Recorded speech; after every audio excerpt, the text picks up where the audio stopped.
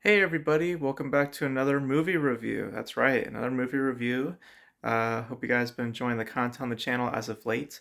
If you excuse me if you see some stuff going on, I wear my glasses when I watch films on my laptop just because I can't deal with the blue light filter. And if you notice, I got a big ass pimple. My bad. But I just saw The Eternal Daughter, which is directed by gosh, I can't say her name. Juan Ho. I don't know how to say her name. Sorry, but she directed the Souvenir and The Souvenir Part Two, as well as a couple of other films that I can't get to mind.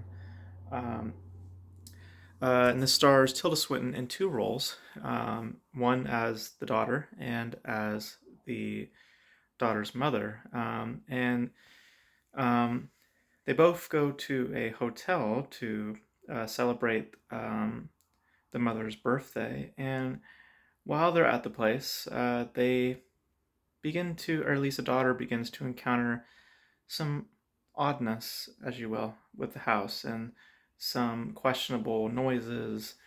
And um, the film deliberately at the start, or sorry, the I think the better word is that uh, it what's the better word? I'm trying to think of the other word. Um, it intentionally gives a particular point of the story away. It's a very crucial point. It's kind of like the revelation, as you will, um, and it reveals it to the audience quite early. And the reason for it is because it is not the real point of the story. It's not about this particular idea.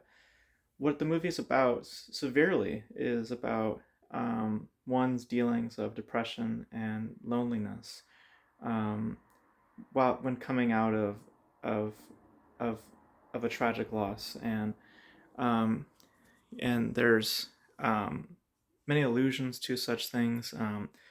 Without giving any spoilers away, the idea of her being the only person in the hotel kind of signals, and with certain revelations that happen at the very end, it gives an idea as to her level of depression. And this, with depression there comes this lonely quality that you feel eternally, and the eternal daughter, um, and she's obviously quite haunted by things that happened in her past. One thing in particular, which again that the film kind of suggests is quite early on, that things aren't necessarily what they are. I think you can kind of put together in my review what I'm kind of stating. Um, and the, the thing about the Eternal Daughter is that um, it's subtle. It's not operating in the ambiguity. God, say your words. It's not operating on the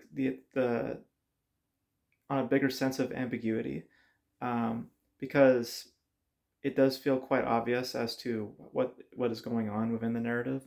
Again, I feel that the film quite intentionally gives a certain plot point away very early on, um, and the reason for that is because it wants to explore more about this daughter and more about this character, and it does boil down to basically a character study, um, about how one deals with grief and their guilt ridden conscience and their depressive state.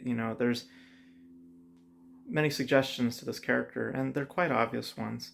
Not anything. Not anything. How should I say it? That is shocking, I must say. Um, so it's not a particularly. Um, how should I say it? It's not a particularly. Um, I'm not with my words today. I'm sorry. It's not a narrative that is very um, twisty or all that sort of stuff. It's not as ambiguous as it thinks it is. It's very obvious as to what's going on and can be quite predictable in some regards. Um, but the performances, I think, are great. I think Tilda Swinton plays both roles tremendously. They're both very distinct and very naturally performed. They don't feel like they're being so showy and stuff like that. And that's just how Tilda Swinton is as a performer. She's just very natural in her presence. And the aesthetics are what really drive the film, in my opinion. It is a beautiful film in terms of its as aesthetics. It's a nice throwback to like the 60s and 70s in terms of its style. Um, and it's just, that's me, was what really kept me afloat throughout the entire film, was just how beautiful it looked. But also its aura was very involving as well. So so it's not quite a as ambiguous or as interpretive as I would want the film to be, but for what it is addressing and how it goes about addressing its quite obvious themes, I think that it's acted with very well. I think that it looks pretty to look at, and it is involving in within the atmosphere that is built. And even though you know what's going to happen, you are still fairly engaged. So I think that it was solid. I just think that it could have been more, just more more or less obvious, I guess, in terms of what it was about. So that's my quick thoughts on the Eternal Daughter. I liked it. I just wish that it was more interpretive than it actually was. It was pretty obvious as to what was going on. But you guys let me know your thoughts on Eternal Daughter. And that's going to be it for this quick review. Not much to say on it. More videos coming up in the future. Stay tuned. And I got to call my mom because she's calling me right now. So thank you guys for watching, and I'll catch you guys in the next video.